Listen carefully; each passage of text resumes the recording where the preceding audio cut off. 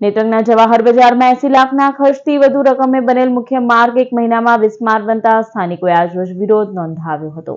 નેત્રંગ ગ્રામ પંચાયતની હદમાં આવેલા જવાહર બજારના મુખ્ય માર્ગ માટે સાંસદની ગ્રાન્ટમાંથી ગ્રામજનોની હિતમાં 50 લાખ અને અન્ય ગ્રાન્ટ મળી અંદાજિત 80 લાખના ખર્ચે માર્ગ બનાવવામાં આવ્યો હતો, જે માર્ગ ગણતરીના દિવસોમાં જ બિસ્માર બનતા વેપારીઓ અને સ્થાનિકો હેરાન પરેશાન બન્યા હતા।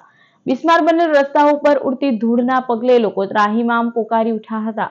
માર્ગ ઉપર ખાડા પડી જવાથી વાહન ચાલકો પણ હાલાકી વેઠી રહ્યા હતા, જેના પગલે આજરોજ આ રસ્તાની કામગીરીમાં મોટા ભ્રષ્ટાચાર થયા હોવાના આક્ષેપ સાથે કોંગી આગેવાન શેરખાન પઠાણ સહિતના વેપારીઓ વિરોધ પ્રદર્શન કર્યું હતું।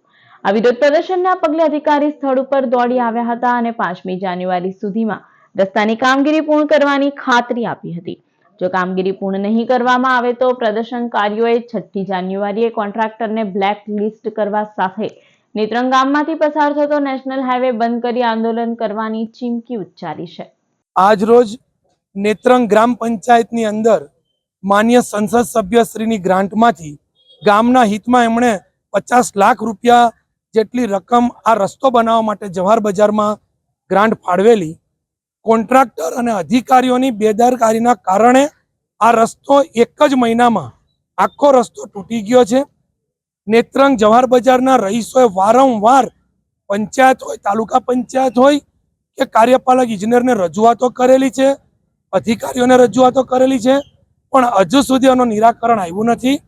ફરી આજે અમે લોકોએ ગામ લોકો ભેગા મળી ને આ જવાહર બજારની અંદર અમે ભેગા મળ્યા છે કે આ રસ્તાનું નિરાકરણ ક્યારે આવશે।